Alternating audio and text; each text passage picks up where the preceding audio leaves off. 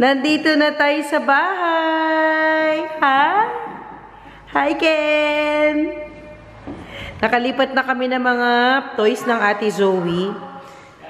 Ayan yung mga yan. Hala ka! Ayusin ko muna yung ano mo na.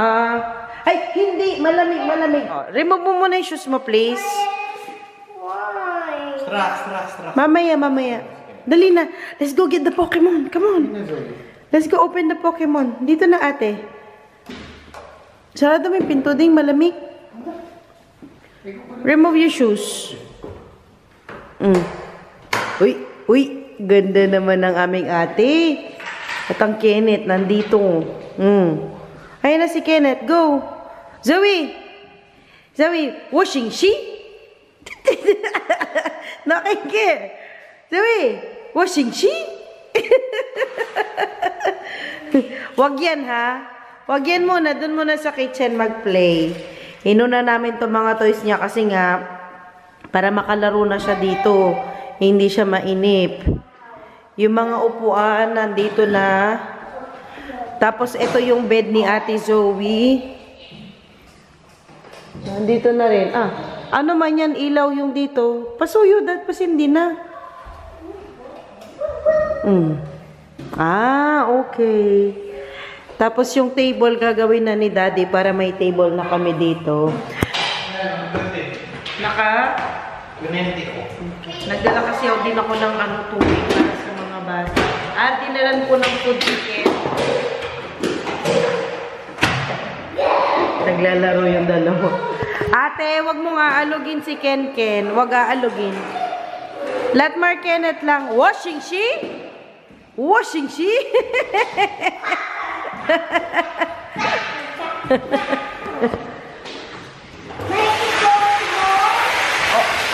Nandoon. Sa chair. Opo. Linisin muna ni Daddy.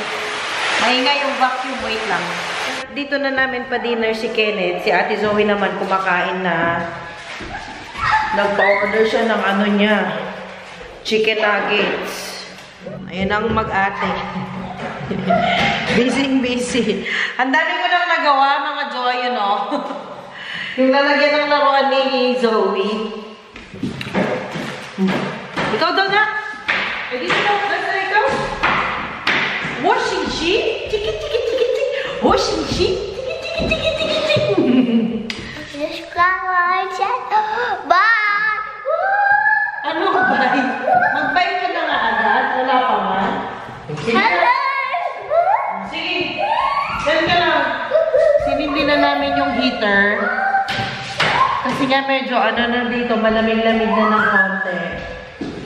Yung ginamit naming mga chairs para dito sa bahay, yung gagamitin pala naming mga chairs, itong mga to, yung extra namin sa likod.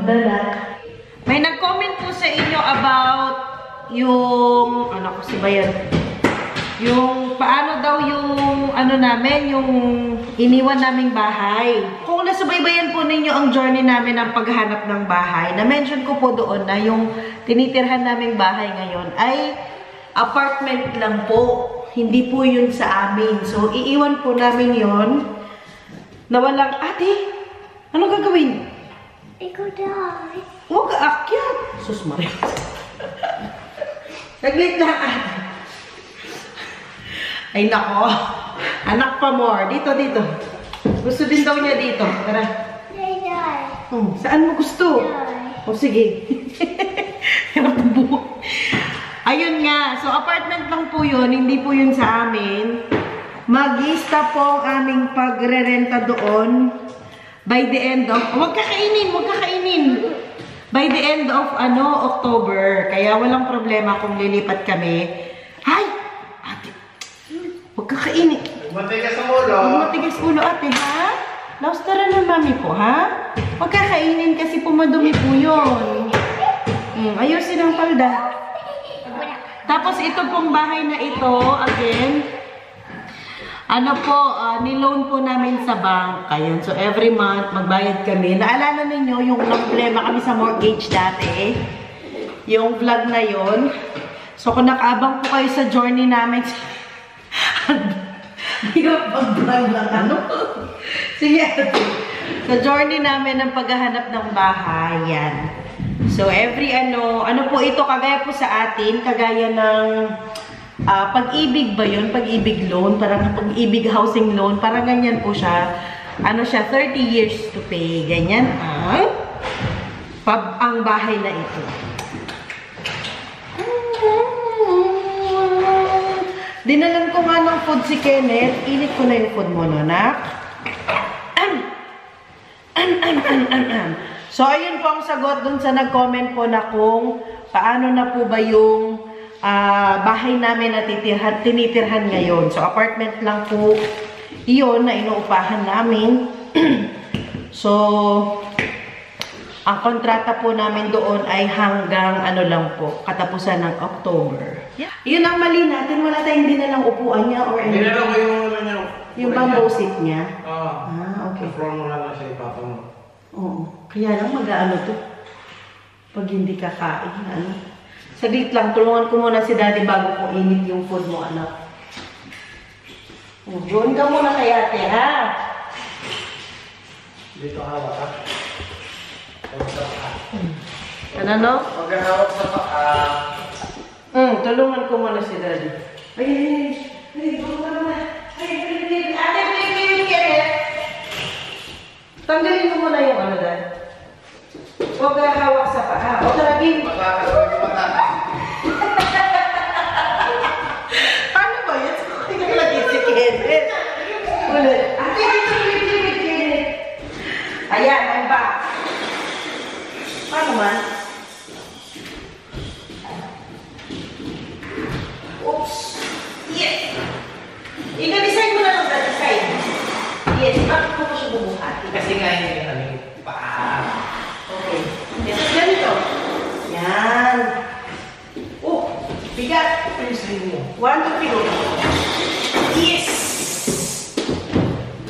So, kakalotion yan, no? Pero nakalak siya. So, paano palak na muna? Paano yan, ano? Kung may kakain dito, meron silang bowl. Ito kasing pillar, oh. Na? Bobby! Uy, Kenneth!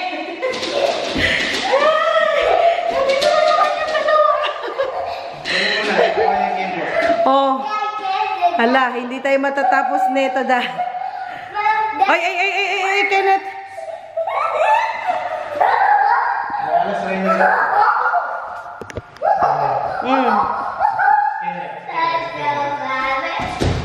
O doon na, ate! Give the toy to Kenneth! Come on! Ate, give the toy to Kenneth! Okay, ito. Mga bukas na tayo matatapos dito. Nilagay pa lang namin yung table at saka yung mga chairs. At ilagay yung ni Ate Zoe, yung bed niya. Mamayang konti. Ate, hindi dyan. Doon. Doon, ate. Doon. Doon mag-play-play. Dali, with Kenneth. Dali, i-roll mo yan. Ganun, oh. Kamadar.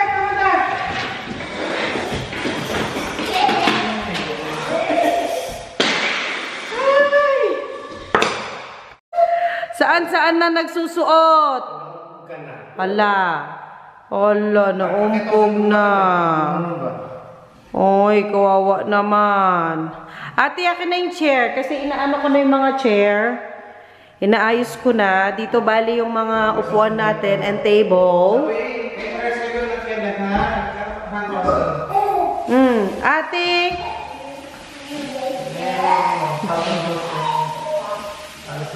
Dito ko na yung mga toys ni Zoe. Yung dalawa lang yan. Para hindi masyadong makalat. Para maluwang. Nano, Dad? Oo. Lalagay ko dun yung cabinet. Pang pantry. Doon. Yung main pantry. Ano yan, Dad? Yung main pantry doon sa main laundry. Oo. Yung bigas. Opo. Ate, bitawan mo nga yan, ate. Andiyan na ang ating dining. Uy! Saglit, linisin ko muna yung ano mo. Kiss mo si Mami?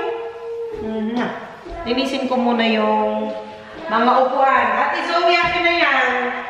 Ginamit kasi ito sa labas. Oh. Siguro dahil pinturahan natin sila para magmukha silang ano naman. Pinturahan? Pwede na lang kasi Linisin muna natin sila. Pwede din kasi ibang upuan na lang. Na? Pwede din kasi ibang upuan na lang. Bakit iba? Wala man tayong ano. Ang bili. Okay na muna ito. Ayaw mo na. Huwag mo na muna pinturahan kasi palitan din naman natin. Alis ka muna dyan. Linisin muna ni Mami. Mga luma na kasi itong mga ano na ito upuan. Pero pwede pa naman sila, kaya gamit pa natin sila.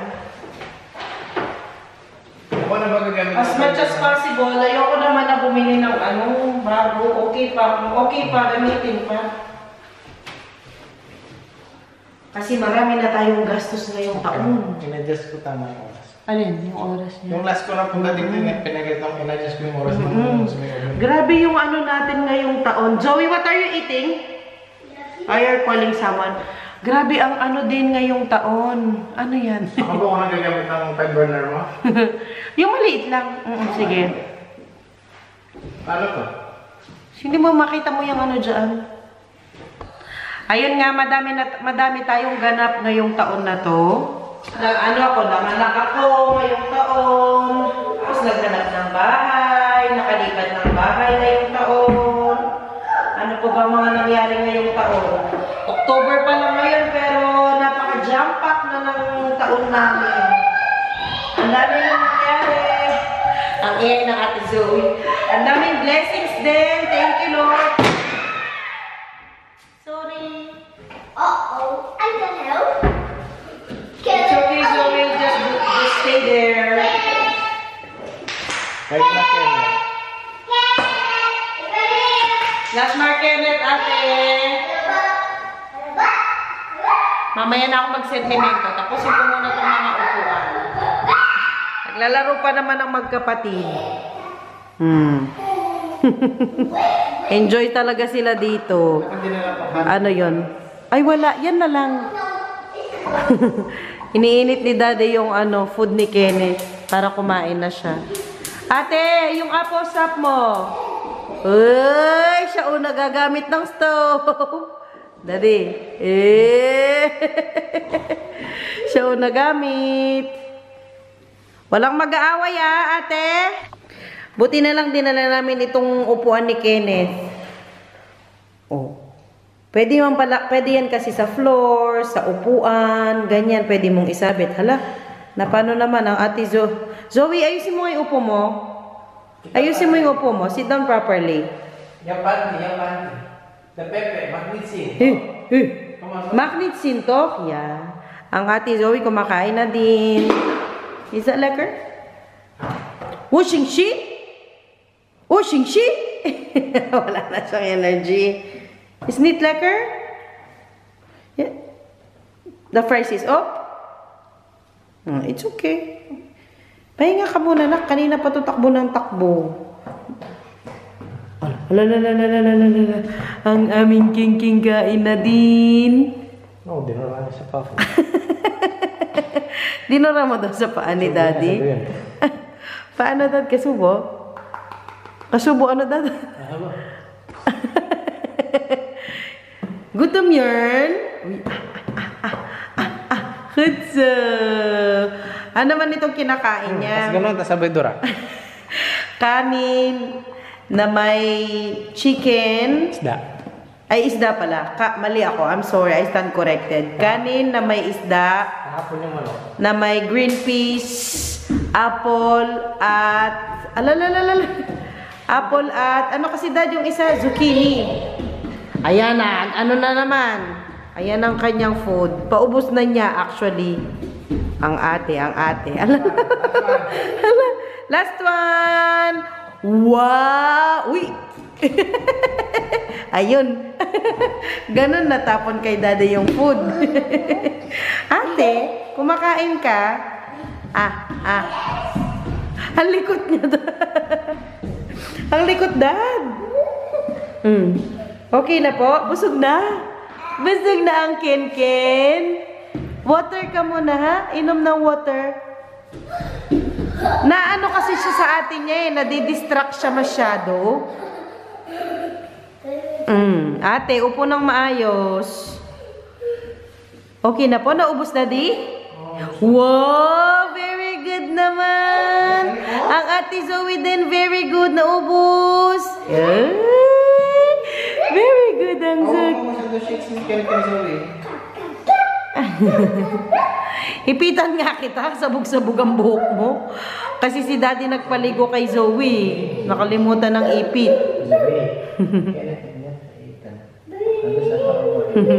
Wag masyadong malakas, ate. Wag masyadong malakas.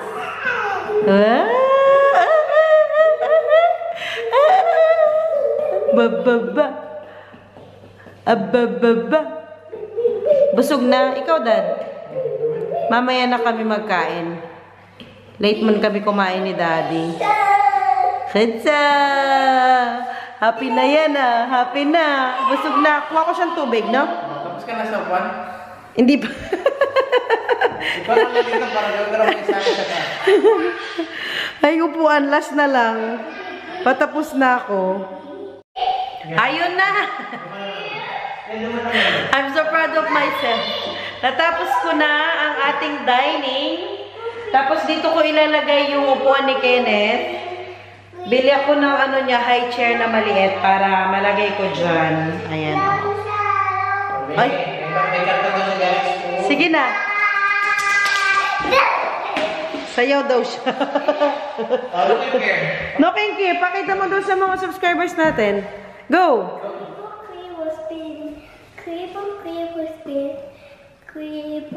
Huwag ka lalapit. Layo kang konti.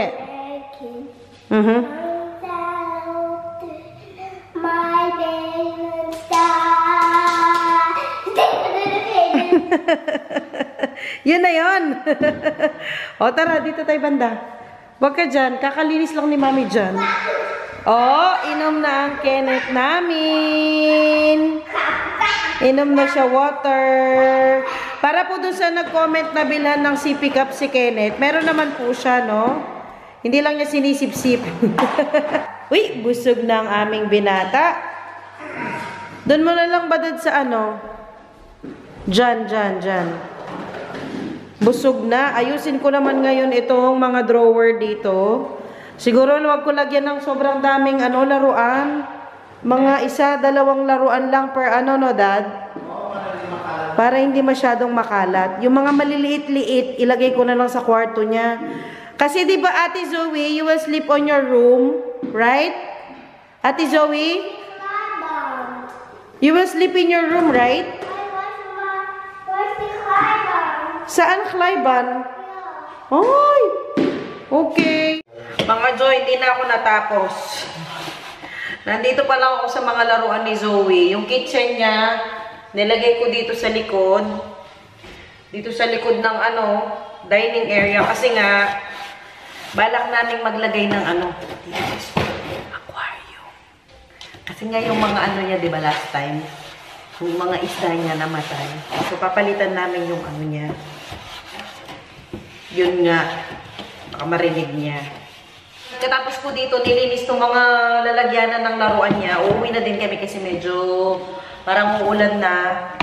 Tsaka matutulog na yung mga bata. Si Zoe may pasok pa bukas. Ayun nga, sana ba yung pinag-usapan natin? Ang daming ganap ng taon na ito. Pero we are very, very thankful and very, very grateful pa din sa lahat ng blessings, sa lahat ng hardships. Kaya pinapasalamat namin lahat yan. Kasi it made us stronger. Sabi ni Daddy, hinirapan ako. Totoo naman, di ba? Yung mga struggles ang sa atin, kumbaga. Nagpapatibay. Yan. Tapusin ko lang po saglit. Mag-iyakan na tayo dito. Uwi muna tayo. So far, yun na muna ang mga nagawa namin. Nakalinis ng konti. Napanik na ni Daddy yung bed ni Zoe. At nalinis na namin yung mga kwarto sa taas. At yung mga unang inano talaga namin yung mga laruan ni Zoe. Para hindi nakalat-kalat dun sa bahay. Pero meron pa naman siyang natira sa bahay. Daling ko tong upuan ni Kenneth. Para hindi siya ano. Oh, sorry. Dali na. Punta ka na dun sa kotse. Itong upuan ng Kenneth, importante ito kasi wala pa naman siyang ano, high chair. At least ito, kahit saan nalalagay, sa upuan, sa floor, sa sofa.